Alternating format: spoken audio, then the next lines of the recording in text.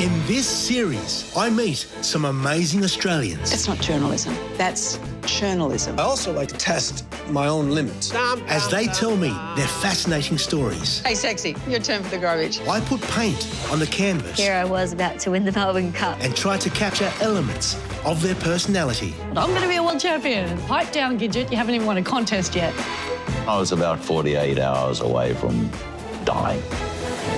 The portrait is theirs to keep, so I hope they like it. Oh, that's nice. Wow. Oh, my heavens. Wow. Welcome to Ahn's Brush with Fame.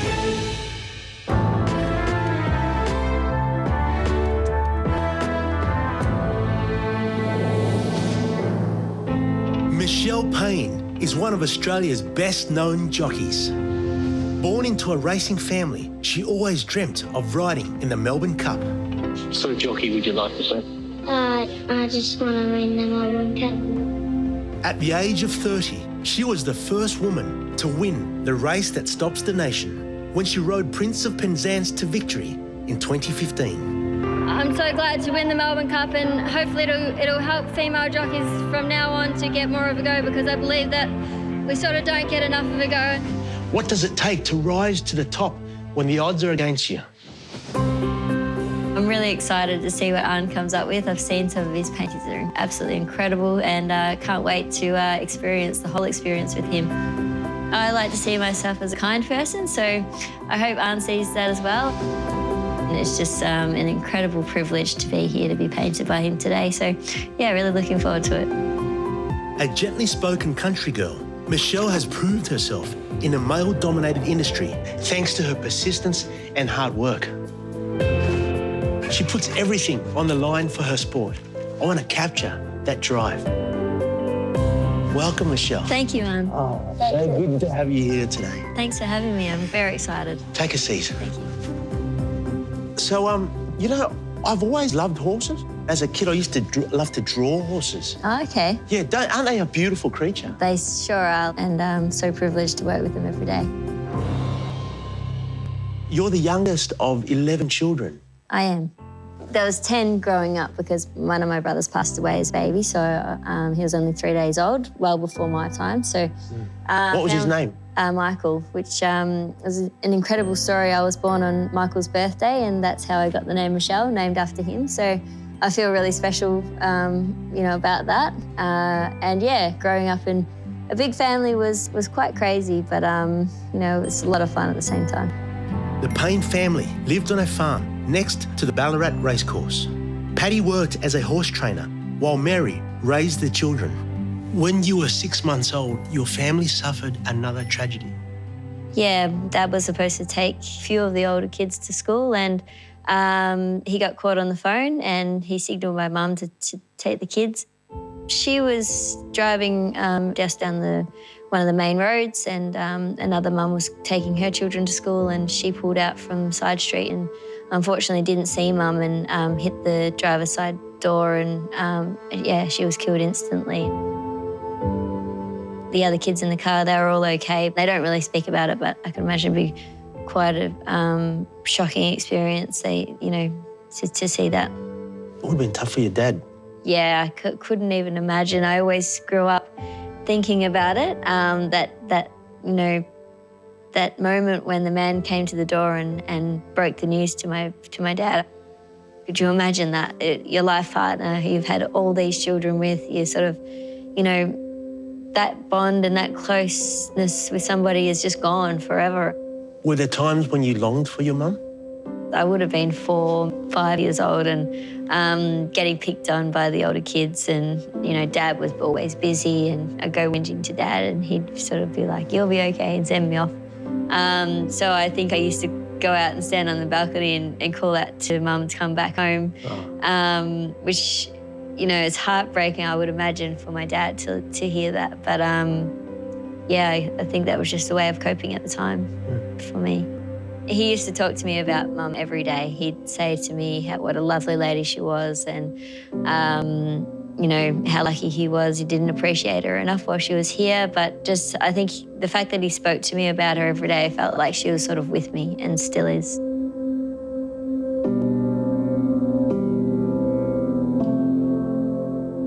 Mary's tragic death left Paddy Payne a single father to 10 children, ranging in age from 17 down to 2-year-old Stevie and 6-month-old Michelle.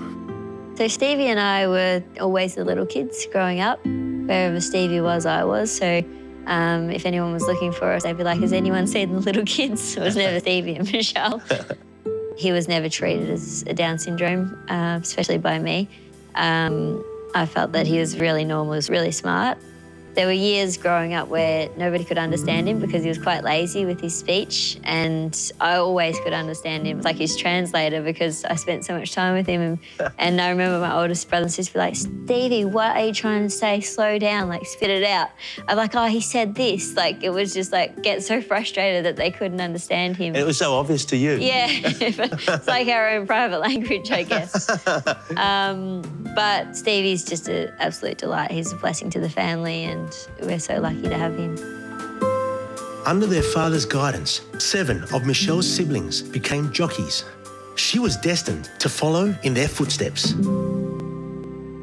I remember first riding a horse when I was 4 years old. I rode our little Shetland pony, and he got me off first day. I remember it super clear. And Dad was like, you have to get back on. If you don't get back on, you'll never get back on. So begrudgingly, I got back on, had a bit of a headache, but that stuck in my brain. If you fall off, you have to get back on, straight back on. So I've pretty much stuck by that my whole life. And yeah, I think probably when I really got infatuated with riding was at 5 years old. And I remember waking up every morning and running over to the stables. 5 a.m, 5:30, whatever, whenever I woke up. Cold Ballarat winter? Yeah, obsessed. And I would say to my dad, please don't forget to wake me up in the morning so I can come and ride the horse before school. And if he forgot to wake me up, I'd be so angry at him. All I wanted to do was hop on a horse, even just to walk. But yeah, I was absolutely just infatuated with horses and becoming a jockey. And I used to ride my bike and pretend I was in a race and you know, practice my style for the end of the race with the whip and run around the race course every day and pretend I was in the race and, you know, what timing I'd make my move and all of that, like absolutely obsessed. So you just run along the race course? Yeah. And just think, if I was in a race, I'd be, you know, improving my position now. Exactly. Did you do that? Yeah, I did. I wouldn't so much pull the whip on myself. Michelle's dream took shape in a moment that would define the rest of her life. I saw my brother riding in the Melbourne Cup at school. They wheeled out the TV and I was just, you know, amazed by the enormity of the Melbourne Cup and with the game. And I couldn't wait for one day to be out there and riding in the Melbourne Cup. It would become my dream from that day onwards, pretty much. Years of practice and hard work would follow. And in 2000, at the age of 15, Michelle left school to begin life as a professional jockey. Her first race was at her home turf of Ballarat on a horse trained by her father. When the time came for my first ride, I was so nervous. When Dad said to me, oh, you can ride next week, I was like, really? Like, that day had come where, you know, everything I'd been working towards and dreamed of from since I was 5 years old was there. I was in the barriers and I was sitting there. I must have looked nervous because the barrier attendant to me, just breathe, just relax and just breathe. It's just like a trial, you know, you'll be fine. And, you know, he jumped and went to the front, and what I had sort of, you know, envisioned in my running, you know, I'm going to let him stride here and quicken up the tempo here, worked out completely perfectly to plan, and he led all the way and won my first race. So it was an absolute fairy tale, and all my school friends from Loretto were there. They had the day off school, so it was very special. Wow. You're 15, all your schoolmates are there.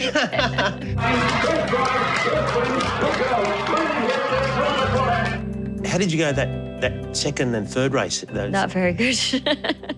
I was really vulnerable out there, you know, just a baby. And I remember Dad saying to me, you were good at school, why don't you go back to school? Don't seem to have it. So I guess that sort of negativity spurred me on a bit. I just worked extra hard, and after 6 months, I really started to get some winners, and that sort of quietened Dad down a bit.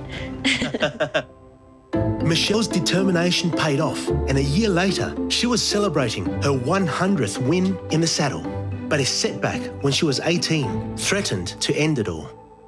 I was riding a horse called Vladivostok at Sandown, and about 100 metres after the finish line, he fell over. Didn't stumble, or later the stewards told me there was no reason. They couldn't figure out why he just lost his footing and fell over. But the fact that he didn't sort of stumble or anything didn't give me any chance to put my arms out or anything, and it speared me head first. So at that speed, 60 or 70 kilometres an hour, and just basically was speared into the ground. It was obviously so frightening.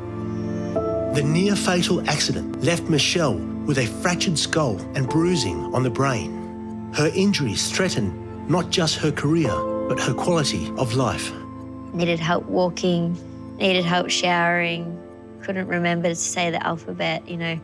It was devastating, as you could imagine. The doctors said to me, after 3 months, you'll see a big change. We see it all the time. And I just prayed they were right. I do remember driving doctors mad, asking when I could ride again. My family was sort of, you know, trying to sway me away from it. But I sort of said to them, you know, what's the point of living if you're not doing what you love? And, you know, the doctors said if I did have another fall, it might be at more risk because of the brain injury. But yeah, I was sort of too passionate to not go back, and probably too stubborn too. So I worked really hard and was able to ride again after 7 months, which was much to my delight and not to theirs. The dangers of the sport did eventually bring tragedy to the family. In 2007, your sister Bridget fell from a horse. Yeah, the horse got a fright, and there was an incident in the barriers where she had a head injury. She came through that okay, and then she was back at work probably about 6 months later, I think it was. And I got a call in the early morning saying she'd had a seizure and she'd been taken to hospital. About 6:30 that night, they said she's gone into cardiac arrest. We're trying to save her, but we're not sure. Half an hour later, they rang back and said she didn't make it. She's passed away. So it's just like a numb feeling. Like it started off for the day, it was bad news, but didn't seem like it was going to be life-threatening. It was just a shock. I drove straight to Dad to tell him the news, and I walked into the stables, and it was quite dark. And I said, "Oh, how are you going?" And he said, "Yeah, they're sounding positive that she'll be okay." And I had to tell him she's passed away, and he didn't hear me the first time. I was like, "Oh, Dad, she didn't make it. She passed away." And he's like, he kept talking, and I had to say it again. And he was just in shock because he still thought there was hope that she was going to be fine. But yeah, I remember all night he was up. He couldn't sleep. He was like, your children aren't supposed to go before you, and lost another one. It was awful.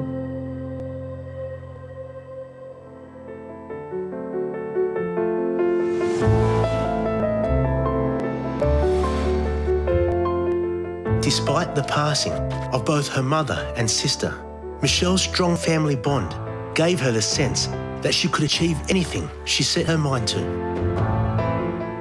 She has an incredible strength, coupled with a lovely gentleness. I want to get both of these things into the portrait. Being a jockey and making weight, talk to me about that. It's not fun. Not a fun part of the job. You're under so much pressure that if you don't make the weight, you don't get the ride, so you miss out completely. If I had to lose 3 kilos from the night before, I could do that reasonably comfortably. Within a day? Yeah. One time I had to ride 50 kilos in the Caulfield Cup, and that last 0.7 of a kilo, 700 grams, took me 7 hours to lose because my body didn't want to let go. I'd already got down to that without hardly any food or water. Yeah, no.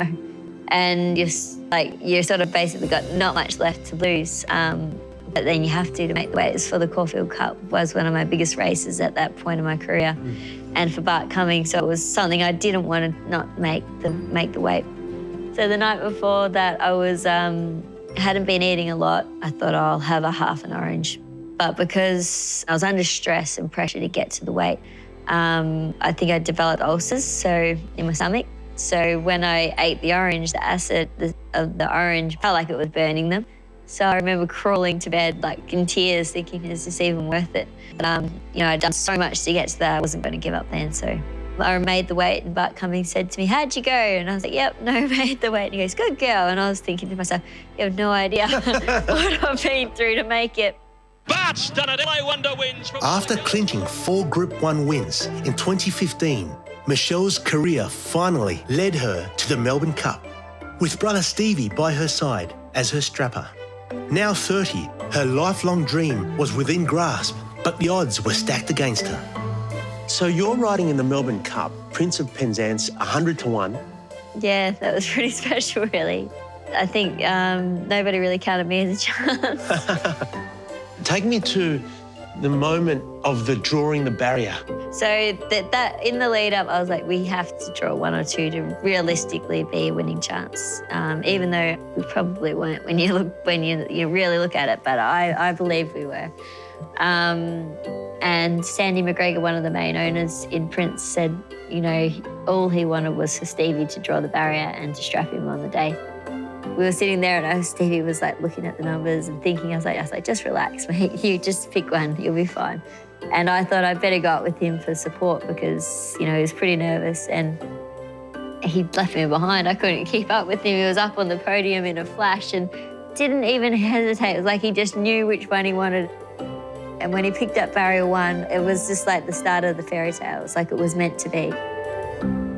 Take me back there. You're in the barriers. I could take you through every step of that race. It's so embedded in my brain because you're so focused on your job. Everybody's loading in, and that's sort of the time where I'd say, you know, have a little prayer and say, you know, look after me out there, to my sister and to my mum, to be there with me and help me through the race and hope it goes smoothly. And yeah, just gave me more confidence. Then we were ready to go, and the gates crashed open, and Prince walked out of the barriers. Walked out? His first step was like a walkout, and I was like, oh, well, what's the start in the Melbourne Cup? We're on barrier 1. We're not going to even be able to use this barrier. I had to somehow get him into the position. So at this point, everybody's coming across to get to the inside, so it's dangerous. But thankfully, it worked out pretty well where Prince was able to maintain the position I wanted. From that point onwards, I just had to get him to settle as best I could. It's a 2-mile race. It's a grueling test of any horse. I was following Max Dynamite, who was following Criterion, who in our plan was, you know, to stay following them until we got into the straight. A run opened up to the outside of those 2. I had about a split second to take the chance to take that gap. Here's Prince of Penzance coming on down the outside. Prince of Penzance from Michelle Payne. Now next time. It all actually worked out just perfectly, like it was meant to be. And, you know, when Prince of Penzance sort of hit the front at the 300, I was like, is this really happening? Like, is this, you know, my dream from years and years, from when I was 5 years old? Here I was about to win the Melbourne Cup, and I think the last 200 metres, he didn't even have to feel me on his back. I was floating. It was just the most incredible feeling you could ever imagine in your life. And when I went over the line, I just was numb. Like, it was just like he couldn't imagine, like, all my dreams had come true. Wow. I see that even you retelling it, how it affects you. Yeah. Yeah. Prince of Penzance, it's history in Flemington. Michelle Payne. Prince of Penzance beat Max Dynamite. Michelle Payne has created history in Flemington, the first lady to win the Melbourne Cup. Unbelievable. It's like a dream come true. This horse is awesome. How was it seeing Stevie again? Oh, incredible. Like, when Stevie met me at the top of the race, I went down to, you know, pat him on the shoulder, and it was just, you couldn't even imagine. It was hard to believe. Like, we were walking up the race with hundreds of thousands of people at Flemington that day, and Stevie saluting the crowd, absolutely lapping it up, loving it. And I was just laughing inwardly to myself, thinking, here we are, the 2 little kids of the family on the main stage of the biggest race in Australia. And yeah, it was phenomenal. It's hard to put into words, really. And I remember when we got back to the winning stalls, and I jumped off Prince and fell into Stevie's arms, and I was just like, mate, this is all you drawing barrier 1, you know, there's a massive part of it, so it wouldn't have happened without him. You love him very much, don't you? Oh, you can't not love him. Everybody falls in love with Stevie when they meet him. Michelle made history as the first female jockey to win the Melbourne Cup. She used the spotlight to highlight gender inequality in the sport. It's such a chauvinistic sport. I know some of the owners were keen to kick me off, for instance. Just want to say to everyone else can get stuff because they think women aren't strong enough, but we just beat the world. How hard is it to make it as a woman in the industry? It's really hard. I was lucky because I had my older sisters who rode before me and had developed relationships with trainers and had been great role models for me. I also was really lucky to have Dad in that sense because he was just like, you know, the girls are as good as the boys, they just need the opportunities. And he always used to say that. And I just thought, well, I was growing up with that, so I just believed him and thought, yeah, we are. And, you know, we just need to try hard and if the opportunities come, make the most of them. Just months after her big win, Michelle's future was cast in doubt again. I was riding a horse called Dutch Courage for my brother and just stumbled and I was tossed over her head. Unfortunately, she must have just stood directly on my stomach, which is mind-blowing that you can think a 500-kilo horse at 65 kilometres an hour can stand on you and you can survive. I remember saying to the ambulance officers, I'm bleeding inside, I can feel it. Just being in incredible pain, and they kept saying to me, what's the pain? I was like, it's 9 out of 10. Like, I'm not going to say 10 out of 10 or you're dying, but yeah, severed off 3/4 of my pancreas when it said it was just hanging by a couple of strands. Oh my gosh. How close to death was that? I was told later that your pancreas starts dissolving the other organs, so it can be a matter of hours where it can start, you know, really causing a lot of damage in there. So I can't believe you said, I said the pain was 9, because you can't say 10. You're so tough. I would have gone 11. I'm Michelle Payne. I'm a jockey. I'm available for track work. They made a film about you. How cool is that? it is cool. Tell me about Stevie's role. So there was a slight talk about Stevie not playing himself, which would have been devastating, I would imagine. I think everyone who's seen it is just blown away by how good he is. And what is hilarious is to see the credits and the opening line is my name at the top of the list beside Teresa Palmer and Stevie Payne below me. You know, whoever would imagine in a million years there'd be a film and we're like the 2 stars of the show. It's hard to believe. It's incredible. The 2 little ones have come a long way. Yeah. And it makes me smile because I feel like Mum would be looking down and be pretty proud of us, which is nice. Yeah. Her little boy. Little boy and a little girl, hey? Yeah. Yeah. Oh, I've enjoyed our chat very much, Michelle. Thanks. I'm nearly finished. Cool. So we're just gonna take a break, maybe 20 minutes or so. Yep. I'm gonna finish this off and then I'll spin it around and I'll show you. Cool. Sounds great. Thank you. Thank you. I love the experience of it and I just find it absolutely fascinating, you know, watching him do his work that I can't see what he's painting, but I just can see him sort of picking out the colours. Michelle Payne is an icon of Australian sport. Her Melbourne Cup victory was years in the making. Hard work, dedication, resilience. I've tried to put that in here, coupled with the inner joy that's so evident. Time to find out what she thinks. Okay, Michelle, I'm all done. I very much enjoyed our chat, very much. You have an authenticity about you, an inner joy and a lovely sort of kindness about you. So with that, I need you to close your eyes and don't open them until I tell you.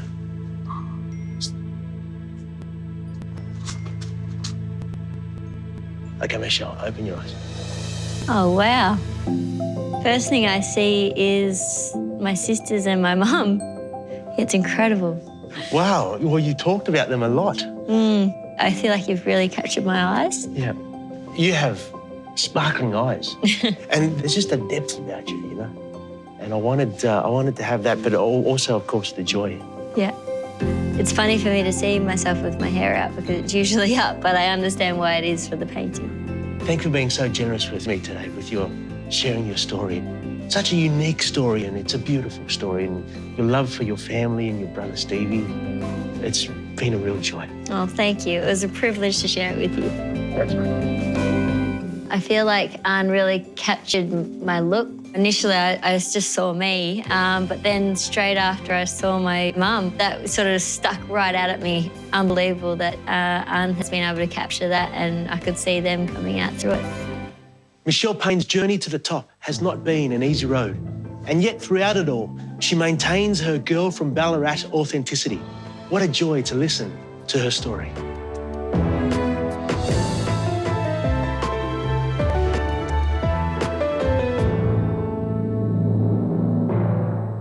Next on ABC and iView, Craig Rucastle explores the devastating effects of extreme weather, big weather, and how to survive it. Then No Time